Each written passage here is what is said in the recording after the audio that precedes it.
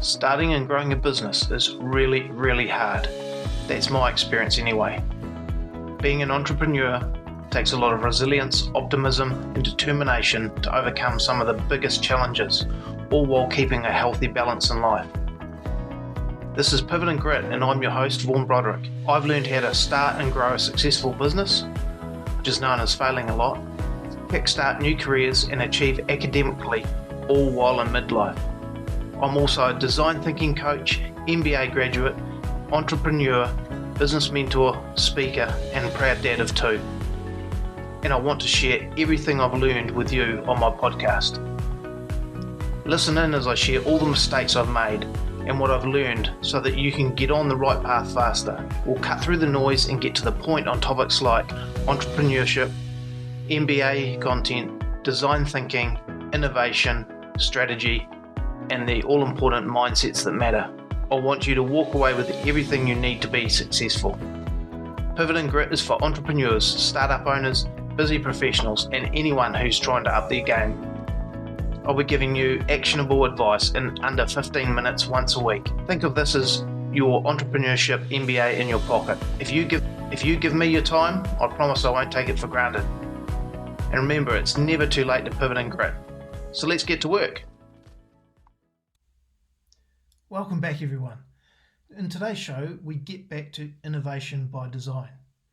After validating desirability, we now work on feasibility, starting with the creating phase.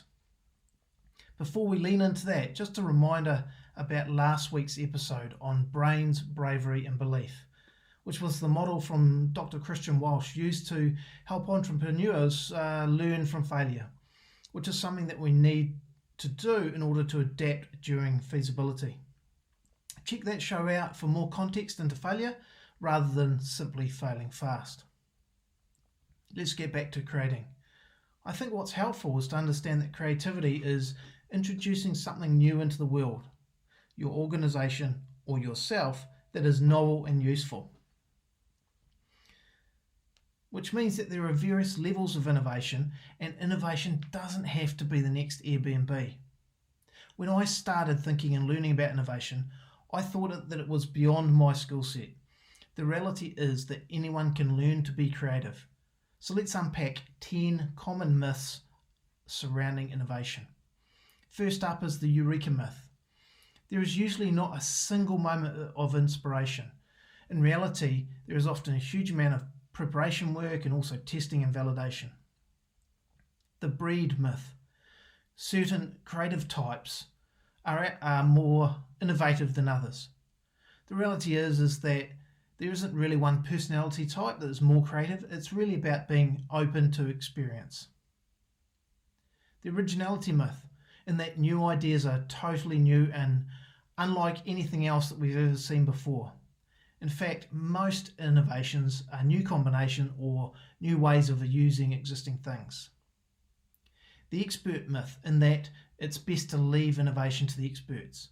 Well, studies have shown that creativity peaks and then declines over time. So what that is saying is that the more you learn and become an expert, potentially the less you're open to new ways of thinking and innovation. The incentive myth, in that if we just throw more money at the problem, that innovation will just occur. What tends to happen is that you need intrinsic motivation to be more effective in the innovation space. The lone creator myth. So we can all come up with a picture of an innovator, and one that springs to mind for me is Edison. Well, in fact, he actually had a large team, and it's been proven that diversity of thought, and perspectives have proven to be far more effective.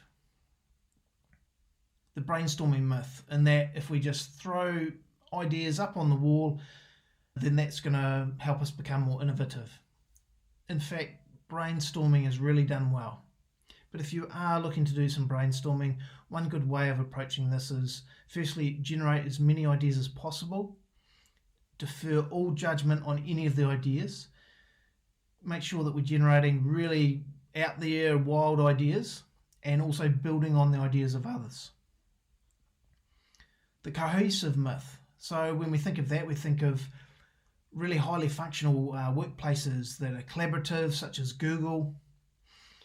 Well, what we actually need in innovation is some level of conflict and challenge. It's just important that challenging isn't personal, it's more about the ideas. And the constraints myth. If only we had unlimited resources, we could become more innovative.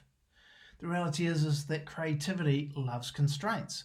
For example, the Wright brothers were not the only ones trying to learn to fly. There were larger and more well-resourced teams at the time as well. And the mousetrap myth. The notion that if you just simply build a better mousetrap, the whole world will want it. The reality is that you need to be able to present your ideas and talk to many people and engage with many people in order for them to buy into your idea.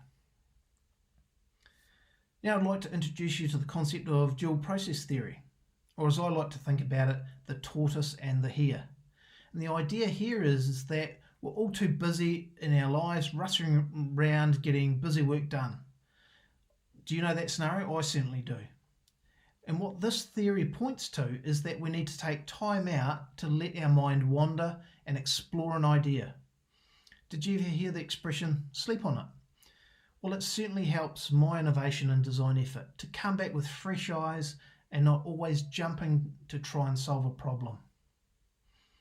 So now that we've debunked the myths and learned a new way of approaching creativity, let's talk about some useful tools and techniques for actually creating ideas and options. One way is to challenge our assumptions. So you could firstly list out all your assumptions and then use the 5 whys technique to dig deeper. And that is simply asking why 5 times. Another is to work in reverse. Imagine you're a competitor and wanting to destroy your business. What would you do? Reframing is useful too. So if you think about a situation, for example, where people are getting really frustrated because the lifts seem to be taking so long to get from the bottom floor to the top floor, we might automatically want to replace the motors and make the lifts faster, when in actual fact the issue is around the waiting time. And so if we provide other techniques such as perhaps posters on the wall or a mirror or nice music to occupy people's minds, they become less frustrated about that. So reframing the problem is actually really useful. Employing how might we questions. So when we combine these with point of view statements, such as we discussed in the understanding episode, how might we's can be used as a springboard for generating ideas. As an example, if you're trying to redesign the call center experience and waiting is the main frustration, you could apply how might we to explore the opposite. So how might we make the wait time the most fun part of the experience? One of my favourites is nominal group technique, which is where each person in the team individually creates their own ideas, then reports back to the group who then collectively rank the ideas. You could also use question storming. So perhaps starting with descriptive questions such as what is or what caused, and then move on to potential future questions such as why or why not, what is, or what would have to be true. Perhaps slice and dice, so break up the challenge into smaller bites. Just remember to check it all works as a system when it's reassembled. Another one is crazy eights. Well, this idea is purely about stretching and building on each idea. So if you sketch out your idea and then build on that within a time constraint of about 8 minutes. Lastly, remember to leave space for ideas that can be built on over time, which is great for introverts like me. So you could use activities like a stack of post-it notes. So simply give people a stack of post-it notes to get to the bottom on and log all their ideas over a period of time. Or the slow build, where you could put a designated area within an office with a theme or a problem topic, and then over a period of a week allow people to add their contributions. So that's all for this week. If you like this episode, please share it with one other person that needs to hear the message. and leave a 5-star review. Don't forget to head on over to the website and grab the list of 101 plus innovation resources as a free download from my website. A link is in the description. Until next time, thank you for listening in, and I hope you get your creativity going. Here's to your success.